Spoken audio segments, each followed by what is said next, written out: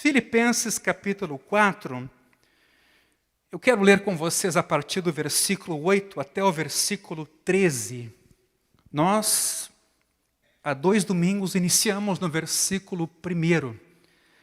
E eu vou retomar aqui o versículo 8 só para dar contexto para os passos que a gente vai dar agora a partir do 10. Finalmente, irmãos, tudo que é verdadeiro, tudo que é respeitável, tudo que é justo, tudo que é puro, tudo que é amável, tudo que é de boa fama, se alguma virtude há, e se algum louvor existe, seja isso que ocupe o pensamento de vocês. O que também aprenderam, receberam e ouviram de mim, e o que viram em mim, isso ponham em prática. E o Deus da paz estará com vocês. Fiquei muito alegre no Senhor, porque agora, uma vez mais, renasceu o cuidado que vocês têm por mim. Na verdade, vocês já tinham esse cuidado antes, só que lhes faltava oportunidade. Digo isso não porque esteja necessitado, porque aprendi a viver contente em toda e qualquer situação. Sei o que é passar necessidade e sei também o que é ter em abundância. Aprendi o segredo de toda e qualquer circunstância, tanto de estar alimentado como de ter fome, tanto de ter em abundância como de passar necessidade. Tudo posso naquele que me fortalece. Ora, é muito importante que você, de fato, se não esteve conosco domingo passado, pegue para assistir o culto que tivemos aqui. Em síntese, eu cito ali, por exemplo, o texto de Provérbios 4, 23, que diz sobre tudo que se deve guardar, guarda o teu coração, porque dele procedem as fontes da vida. Ou, na nova tradução da linguagem de hoje, ali a orientação é: cuidem dos pensamentos, porque a nossa vida é dirigida por eles. Quer dizer, a gente tende a cuidar das ações ou das omissões, mas não tende a cuidar das reflexões. E as reflexões é que geram ações ou geram omissões a partir do que sentimos e entendemos sobre a vida. Vejam, Paulo acabou de terminar nos versículos 8 e 9, uma exortação que aparentemente se limitava ao mundo privativo dos pensamentos, os quais a gente não pode acessar. Dificilmente a gente sabe o que o outro está pensando. Deus sabe, mas nós temos limitações nesse sentido. Mas veja, Paulo não quer parar aqui no âmbito dos pensamentos, ele quer atingir comportamento. E é por isso que os versículos seguintes nos indicam que a partir dos pensamentos ele vai chegar no comportamento. Todo cristão cria um círculo de influência ao seu redor. Vejamos isso ou não, estejamos cientes disso ou não, nós vivemos em sociedade, ainda que na família. Paulo então orienta os filipenses a praticarem a fé, versículo 9. A praticarem a fé. Eu quero repetir aqui de novo o que nós já fizemos no Sermão da Montanha, lá no seu finalzinho, quando Jesus disse: não basta ouvir a palavra, mas é preciso ouvir e praticar para que vocês sejam comparados a alguém que construiu a casa de vocês sobre a rocha. E de novo aqui, Paulo está preocupado com o colocar em prática. Por quê? Porque são bons discípulos de Paulo, inspirados pelo seu exemplo, e aprenderam o caminho do discipulado, tanto que no versículo 9 é a primeira palavra que aparece: aprenderam. E que tem a ver essa palavra, sim, com discipulado. Os filipenses também haviam recebido, é uma outra palavra usada no versículo 9, receberam aquilo que deveriam viver. Inclusive aqui, a ideia é que os filipenses guardaram as tradições que Paulo ou algum outro apóstolo haviam passado a eles. Nesse sentido, o uso frequente na Bíblia, meus irmãos, mais especificamente no Novo Testamento, das palavras tradição ou ordenanças, isso é comum. E Paulo faz esse uso. Isso tudo dá destaque à importância da instrução catequética, que é, na etimologia da palavra, instruir a viva voz, instrução oral, coisa que os pastores faziam, ou outros obreiros da igreja, como parte do ministério educacional de uma igreja cristã. Eu dizia para o irmão, nessa semana mesmo, nós temos uma missão em relação à igreja e à sociedade ao nosso redor, mas nós temos uma missão muito importante em relação às crianças, adolescentes e jovens, que construirão a igreja do futuro, que serão os futuros pastores, mestres, evangelistas, obreiros, que constituirão, num tempo delicado talvez e muito difícil, de muita relativização, precisarão defender sua fé e responder àqueles que pedem razão da nossa fé, em tempos bastante delicados. Então vejam, eles aprenderam, eles receberam, e mais, eles ouviram. O texto do versículo 9 diz: a Paulo ensinar e exortar com respeito à vida cristã, e deve ter sido emocionante eles terem ouvido Paulo mesmo ensinando-lhes o caminho da fé. Com lágrimas, com muito amor e com preocupação, Paulo encorajava sempre aos seus ouvintes, isso por todos os lugares, em Atos em especial, de modo que os filipenses não deveriam esquecer o que havia saído da boca do apóstolo. Essas memórias precisavam ser guardadas, ordenanças, tradições, ensinos passados, experiências de fé. Meus irmãos, muitas vezes basta nós sairmos do templo, onde a palavra, por exemplo, foi pregada, para falarmos ou pensarmos qualquer outra coisa, menos sobre como colocar em prática aquilo que nós ouvimos minutos antes. De modo que até acabamos esquecendo o que foi pregado por inteiro. E veja bem agora, esse hábito, isso é um hábito, insensibiliza o coração para a palavra de Deus. Isso gera em nós um comportamento, de certa forma, leviano e de normalidade, onde, quando a palavra é pregada, não há acolhimento a ela e a gente entende que aquilo é mais alguém falando. E aí, de novo, eu lembro Paulo escrevendo aos Tessalonicenses que a palavra crescia entre eles porque eles a receberam como palavra de Deus e não como palavra de Paulo. E a minha oração nesse sentido é que hoje à noite Deus mesmo possa falar com você. Porém, irmãos, não só os ouvidos são os mencionados aqui, mas também os olhos, versículo 9. O que viram em mim, isso praticai. Às vezes queremos que os irmãos saiam por aí evangelizando familiares, colegas de trabalho e vizinhos. Para tanto, nos dispomos a fazer cursos de formação, capacitação, por exemplo, na área de evangelismo.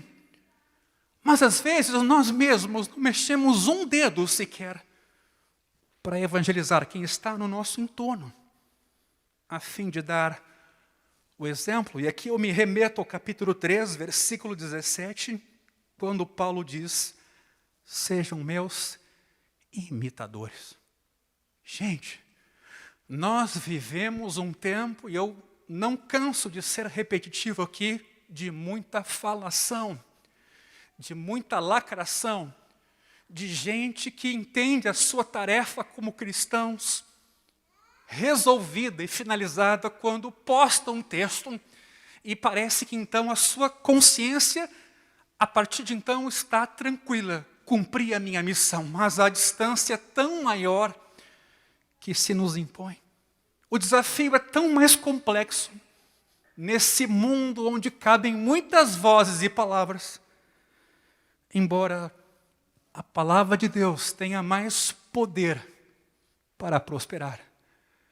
Ela é a semente que pode germinar fruto mesmo no meio de muitos espinhos. E com essa bênção a gente conta. Então, a imitação. Portanto, vejam nesse versículo 9 o que está reunido aqui. Discipulado, tradição, ensino e demonstração de vida devem unir-se a um pensamento filtrado, que pensa o que é bom, agradável, de boa fama, justo, verdadeiro, para a formação de uma igreja em que Deus nela espalha a sua paz. E essa é a promessa do versículo 9, e o Deus da paz estará com vocês. Vejam, como é importante a gente alimentar esses pensamentos, colocando isso em ação em nossa vida, e temos uma promessa. O Deus da paz estará com cada um de nós. Shalom, que é paz aqui, comunica muitas coisas.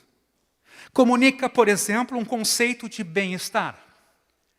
Comunica harmonia, comunica vitalidade. A promessa que Paulo estende aos irmãos é no sentido de que o Deus da paz estaria com eles. Como Jesus disse, eis que estarei com vocês todos os dias. E nessa promessa, meus irmãos, é que nós descobrimos a autoridade da igreja para vencer todo tipo de desafio. E como nós temos eles hoje. De todo tipo, de toda sorte. Eu ouvia um autor nessa semana em que ele dizia mais ou menos assim sobre o tempo e o contexto em que estamos vivendo. A igreja já perdeu uma parte da batalha. O que ela vai fazer agora é lidar com as pessoas que, vivendo nesse mundo secularizado e relativista, vão sofrer. Então chegarão na igreja pessoas literalmente machucadas com esse mundo sem norte, sem certo e sem errado. E a igreja precisará estar atenta para exercer a sua vocação. Vejamos os versículos 10 em diante. Paulo aqui nesses textos coloca para fora o seu profundo contentamento com uma oferta que os crentes filipenses mandaram para Paulo, que estava preso em Éfeso, pelas mãos de Epafrodito. No capítulo 2 de Filipenses, versículos 25 e 30, isso é explicado. Por meio de Epafrodito, essa oferta chega a Paulo na prisão de Éfeso, e Paulo então agora quer agradecer. O versículo 10, inclusive, começa dizendo: fiquei muito alegre no Senhor, que revela a satisfação de Paulo, que não estava baseada na oferta em si, mas, na verdade, estava baseada em Deus, que mais uma vez renovou a sua bondade pelas mãos dos filipenses. E isso é uma coisa que nós precisamos aprender, meus irmãos. Deus manifesta a sua bondade pelas mãos, pelas palavras e pelo serviço dos irmãos, ou até das pessoas em geral.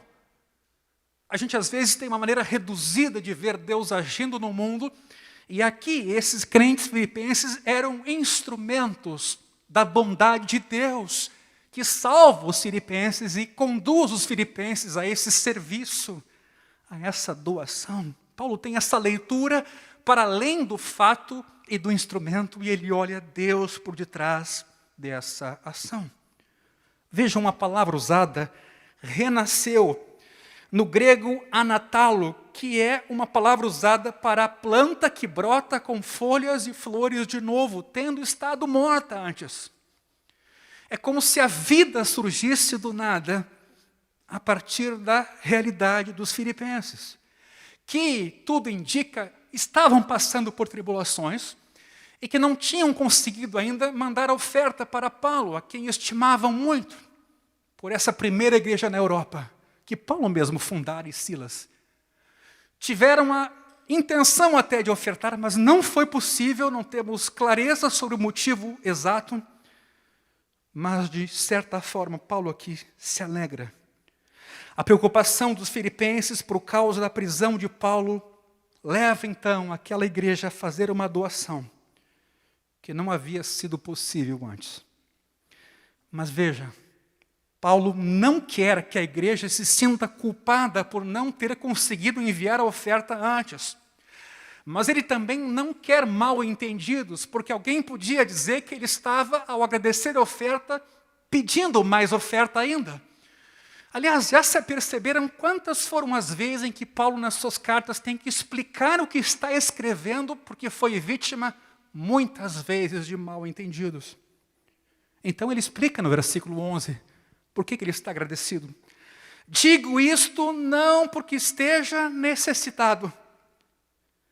O que revela que Paulo não permitiu que uma palavra como falta, que é o que está aqui no versículo 11, no grego rustereses, constasse em seu vocabulário.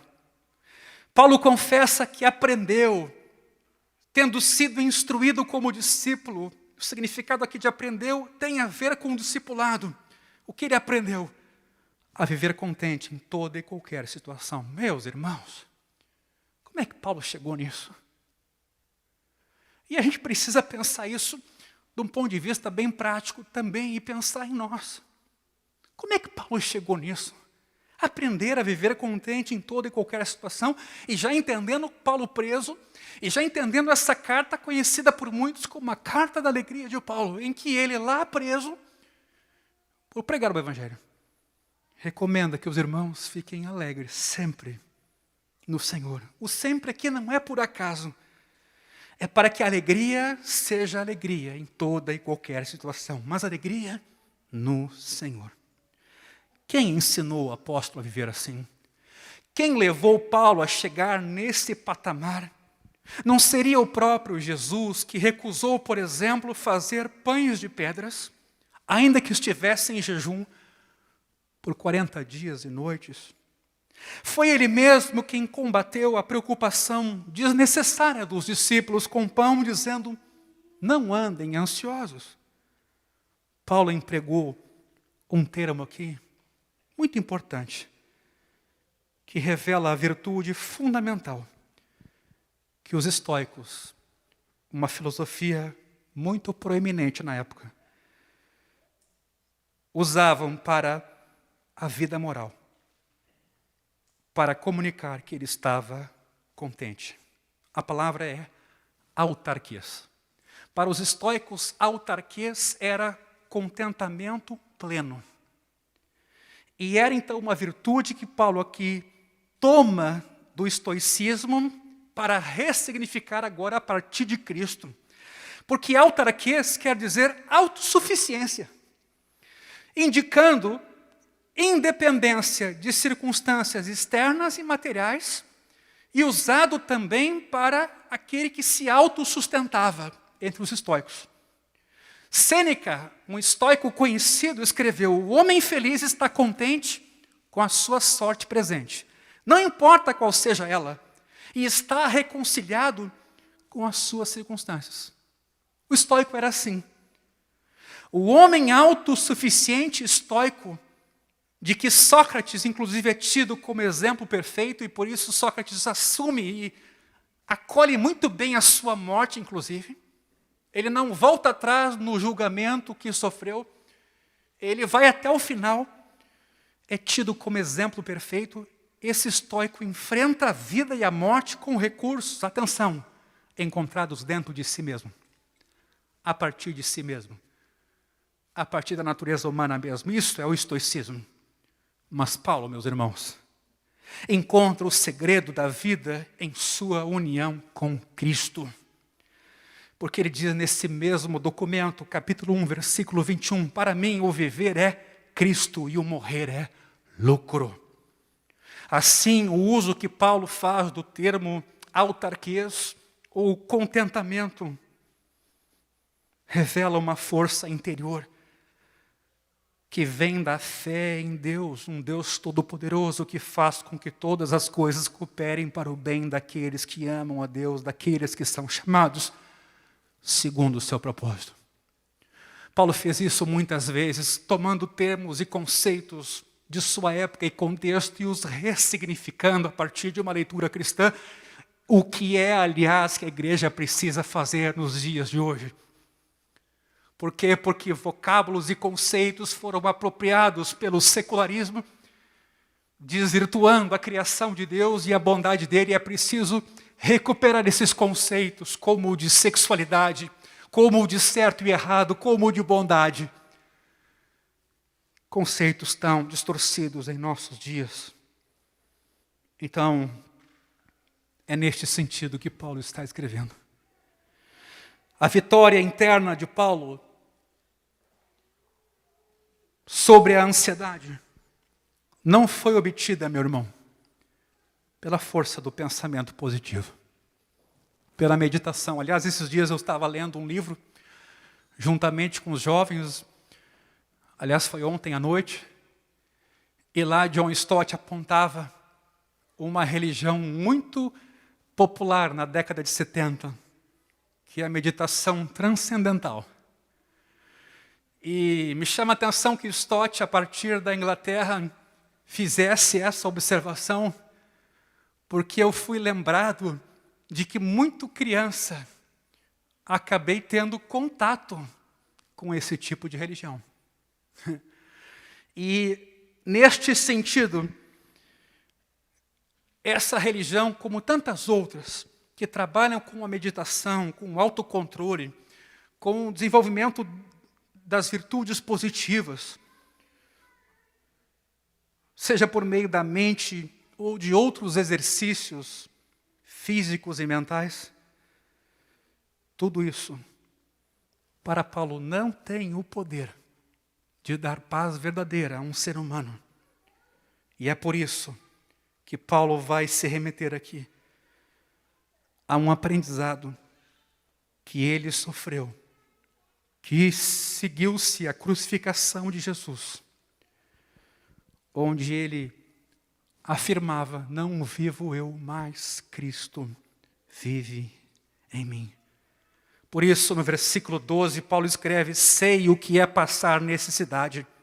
Saber aqui tem um sentido de experiência, e uma experiência que foi observada, que foi interpretada, uma experiência que teve os olhos de Paulo atentos a ela, mas refletida essa experiência a partir de uma fé que Paulo tinha em Jesus e em Deus. Vejam o que ele escreve: aprendi o segredo de toda e qualquer circunstância. Indica uma profunda experiência que Paulo teve no desfrutar de plena confiança e dependência em Deus para tudo, inclusive para a sua alimentação. Paulo fora radicalmente levado a esse status pelas experiências da vida aplicadas ao coração pela pessoa do Espírito Santo. E aqui eu lembro de Salmos, de número 25. O Senhor confia o seu segredo aos que o temem, aos quais Ele dará a conhecer a sua aliança. A gente sabe que pode buscar a Deus. E quando busca, encontra, é nutrido, é alimentado. Descobre coisas que na teoria não descobrimos, porque encontramos o próprio Cristo vivo em nós pela fé. Passar necessidade não se refere, aqui neste contexto, a uma experiência psicológica que revele vergonha.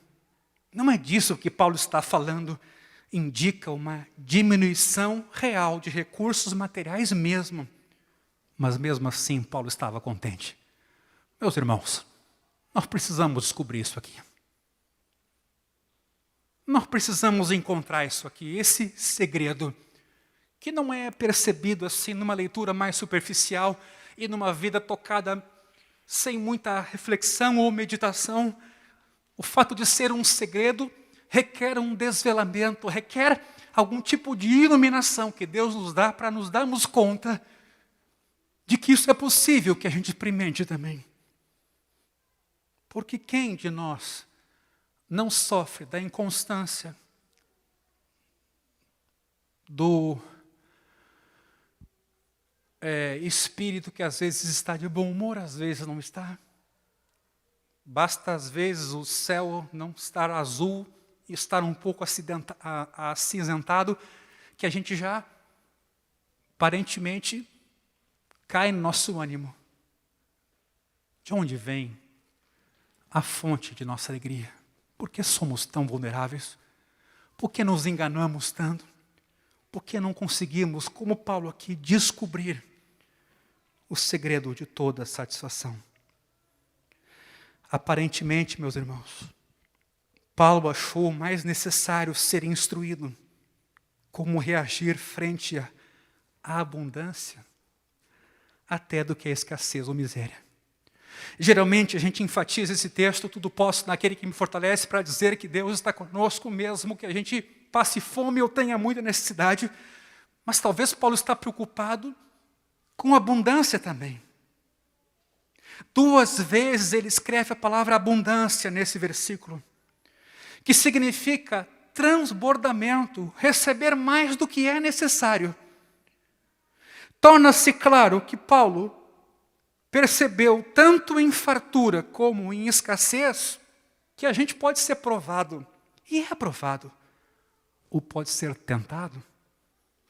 O aumento de bens materiais, o salário crescendo, ou uma herança recebida desafiam o cristão a procurar saber o que Deus pretende quando nos abençoa desse jeito. Temos certeza de que toda abundância vem para testar nosso amor a Deus e aos nossos irmãos.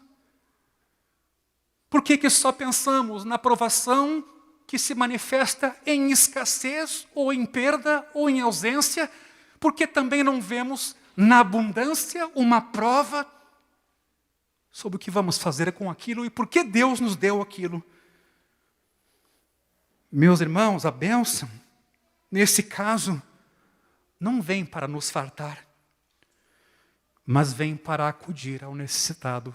Efésios 4:28 diz que aquele que roubava não roube mais, trabalhe com as próprias mãos, para finalidade, para que tenha com que acudir ao necessitado.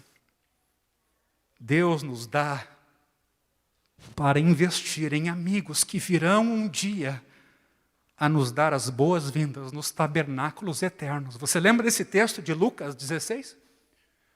A parábola do administrador infiel? Ou melhor, do hábil administrador? Pois a partir desse texto, é possível que a gente invista em almas, em pessoas, em irmãos, em necessitados. E essa boa ação não ficará sem retorno. Paulo testemunha acerca do que fez com o que ele viu transbordar. Veja o texto de Atos 20, quando Paulo se despede dos presbíteros de Éfeso.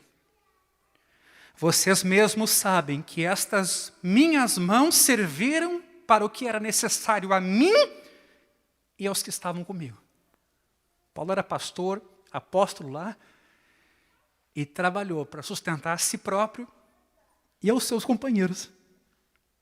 Em tudo tenho mostrado a vocês que trabalhando assim é preciso socorrer os necessitados, lembrar das palavras do próprio Senhor Jesus.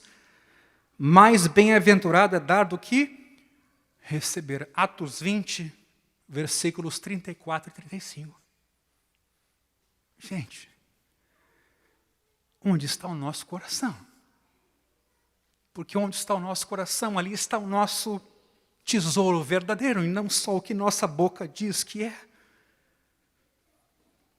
Paulo também escreveu aos coríntios que a abundância dos coríntios devia suprir a falta dos crentes judeus pobres de Jerusalém. E aqui eu cito um texto oportuno. Provérbios 30, versículos 7 e 8, onde está escrito o seguinte: 2 coisas te peço, ó Deus, não recuse o meu pedido, antes que eu morra.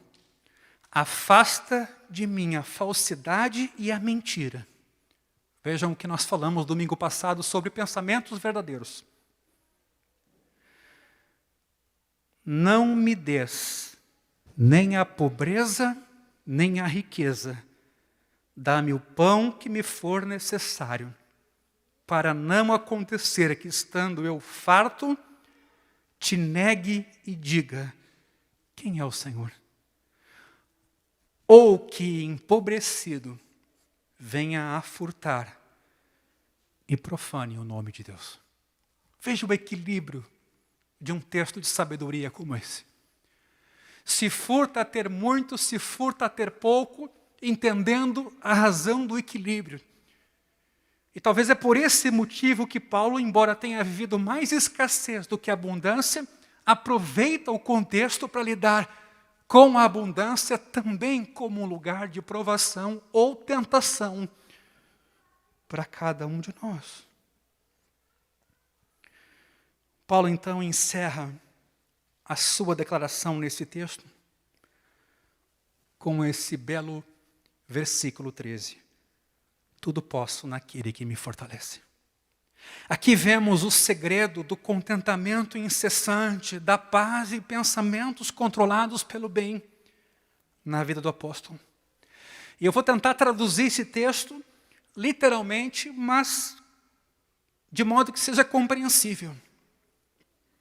Todas as coisas ou circunstâncias eu tenho força ou posso suportar naquele que está me capacitando, fortalecendo, e a palavra aqui é da raiz dinamis, que tem a ver com poder. Não é um sofrimento passivo, é um sofrimento, pelo menos passivo do ponto de vista humano, é um sofrimento onde Deus está conosco, nos capacitando a suportar. Tanto a escassez como o excesso, para não atrelar o coração a essas coisas.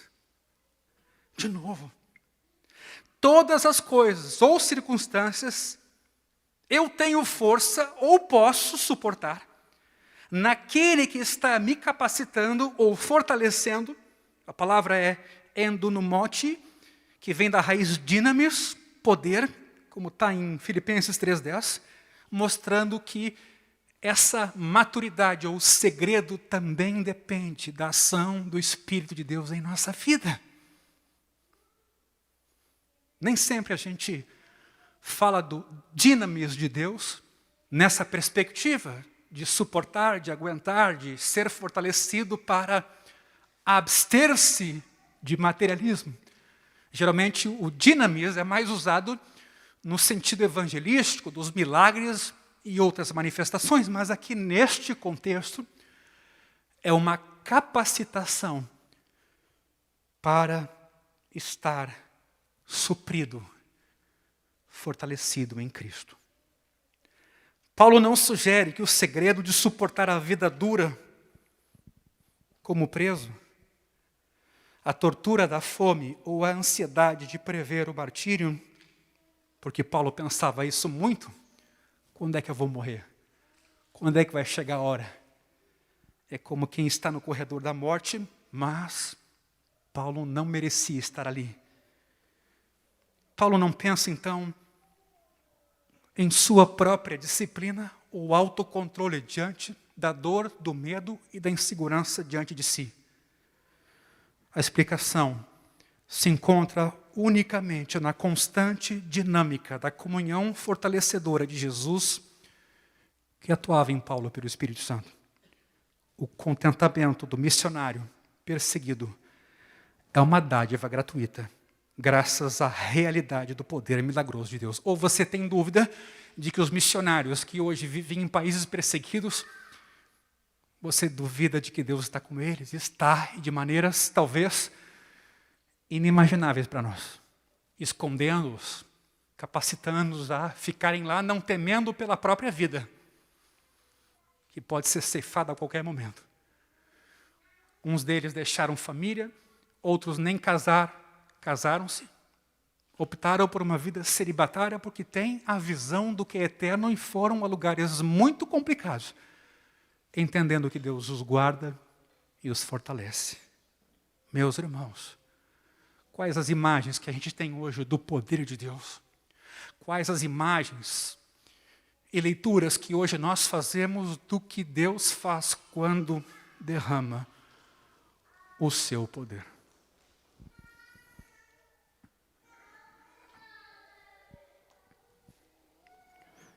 Finalizando, essa passagem começou apelando a todos nós para que tivéssemos o pensamento controlado por Deus. Ora, o crente em Cristo ouve, medita na palavra até que compreenda a palavra e então ele age, pondo em prática o que aprendeu, indicando assim que a sua casa é construída sobre a rocha. Por isso, Paulo fez um convite para que se praticassem os ensinamentos transmitidos pelas suas palavras e pela sua própria vida, mostrando, por exemplo, que aquilo podia ser vivido, que não era só filosofia especulativa, mas era vida e vida verdadeira, manifestada no Filho e em Paulo, seu discípulo, e agora também na vida dos filipenses. E Paulo então lhes assegura que a presença de Deus se manifestará em paz. Paulo finaliza o trecho revelando a transbordante alegria sentida por ele ao constatar novamente que Deus supria todas as suas necessidades, materiais e pessoais, com a oferta que chega por Epafrodito. Meus irmãos, quantos de nós poderíamos testemunhar tão bela comunhão com Jesus, que nos amou e entregou a si mesmo por nós? Em outro momento difícil da vida de Paulo, em que ele pede ajuda a Deus em oração por 3 vezes, Paulo ouve a seguinte resposta: a minha graça é o que basta para você, porque o poder se aperfeiçoa na fraqueza. De boa vontade, pois, mais me gloriarei nas fraquezas, para que sobre mim repouse o poder de Deus. Por isso, sinto prazer. Não é hipocrisia aqui. Ele sente prazer nas fraquezas, insultos, privações, perseguições e angústias, por amor de Cristo. Porque quando sou fraco, então é que sou forte. Meus irmãos, nós estamos diante de um texto e de uma realidade que constrange a todos nós. Nosso país hoje nos permite uma certa liberdade de expressar a fé, ainda. É diferente do tempo de Paulo, onde o cristianismo era uma religião revolucionária, que tirava das autoridades o status de deuses para colocar em Cristo a única divindade. Nós não sabemos o que será do amanhã. Nós hoje, pelo avanço da tecnologia, pelo aumento da renda, tivemos muitos benefícios até aqui. Nem sempre para nos ajudar. Muitos deles para nos prejudicar. Basta a gente pensar na indústria do entretenimento e daquilo que mais pega a atenção dos nossos filhos, dos jovens e de nós mesmos, como, por exemplo, a pornografia. É preciso que a igreja tenha consciência do tempo em que estamos vivendo e não se anestesie ou se aliene, saindo de peito aberto para viver as tentações e os desafios de toda hora. Sabe o que é uma igreja secularizada? Uma igreja secularizada não é uma igreja que não vai a culto mais. Uma igreja secularizada é uma igreja que sai do culto e não consegue ler o mundo a partir da fé que Cristo revela na sua palavra. E a gente vive num dualismo de uma vida cultica no templo e com escolhas e decisões nada a ver com a fé que a gente confessa. Eu às vezes me assusto, eu confesso a vocês, com o que é capaz de sair de nossa boca enquanto cristãos, e me incluo, com o que é capaz de a gente fazer e decidir, em nome de Deus e em nome da fé. E é nesse sentido que eu falo de uma igreja secularizada que faz uma ruptura entre o que cultua e como vive nesse mundo. E é nesse sentido que minha mensagem hoje, e melhor ainda, a mensagem de Paulo, num tempo muito difícil, de muita dor, de poucos amigos, de nenhum pistolão, ele conta com uma oferta para atenuar a dor dentro de uma prisão. Hoje reclama-se da superpopulação carcerária. Bom, naquela época as pessoas eram largadas num buraco. A gente teve a oportunidade de em Jerusalém visitar o lugar onde talvez Jesus tenha passado a noite. O Palácio de Caifás. É um buraco. O que a gente chama de prisão é um buraco cavado que a pessoa não tem como escapar, não tem como subir e escalar. E lá ela ficava. Hoje a gente fala em direitos humanos. E não entendam mal, acho que a situação é caótica em nosso país nesse sentido. Mas é preciso olhar as proporções aqui. O que me parece é que a nossa vida se tornou muito melhor e a gente se tornou muito mais ingrato e infeliz. É incrível isso. Aí eu olho um Paulo aqui que não tem nada do que hoje a gente tem e parece que ele era feliz. O que fizemos na nossa vida? Como temos cuidado do nosso coração? O que temos feito e deixado, por que temos deixado de lado aquilo que realmente é importante? Aí Paulo, num momento difícil da sua vida, não se sabe muito porquê, ele está sofrendo alguma coisa, ele pede, Deus, me ajuda, afasta isso de mim, e a resposta é não, porque isso aí vai te ajudar a entender a tua fraqueza para fazer a tua força em mim. Então eu queria te convidar hoje à noite, meu irmão, não é a curtir o ascetismo, ser masoquista, começar a praticar coisas contra você mesmo. O desafio que está posto para nós aqui é esse: aprendi a viver contente em toda e qualquer situação, porque tudo posso em Cristo que me fortalece. Baixa a tua cabeça nesta noite.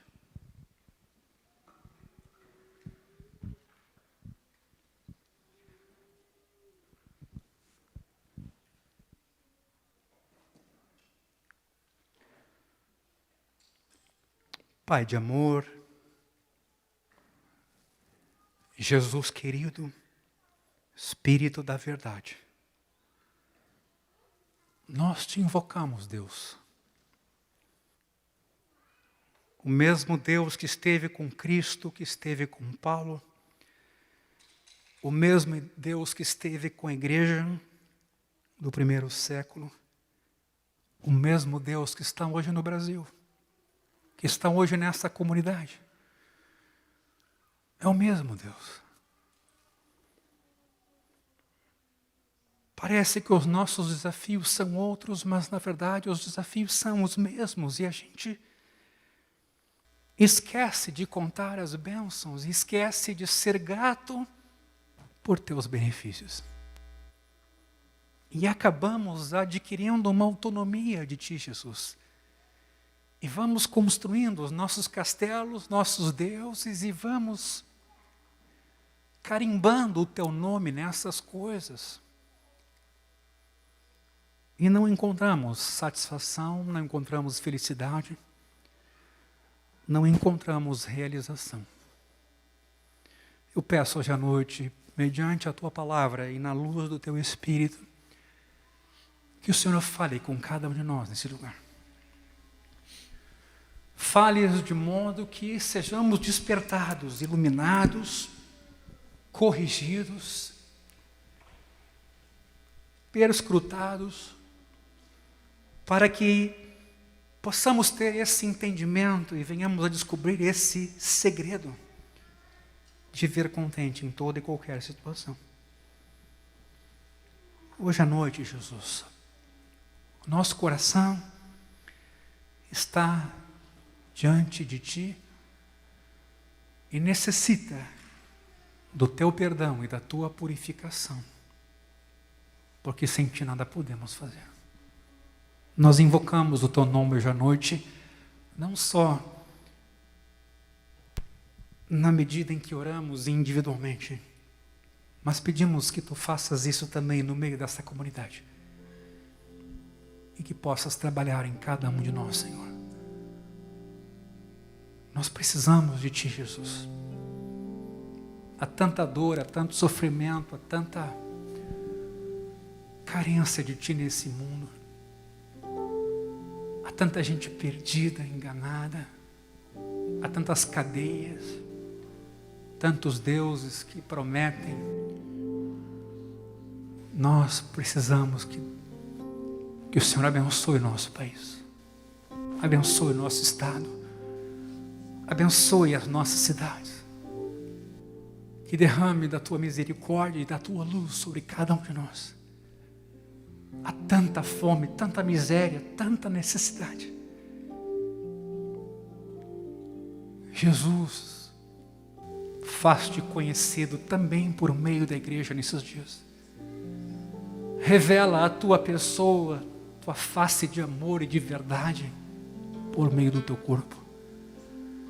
Faz-nos uma igreja cujos membros obedeçam e sejam uma extensão da Tua mente. E que possamos em cada lugar ser Teus braços, pernas e corpo, refletindo a Tua glória nesse mundo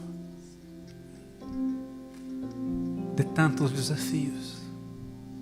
Abençoa o meu irmão, a minha irmã. Examina o nosso coração hoje à noite, a nossa fé. Nos liberta daquelas cadeias que nos têm feito pequenos.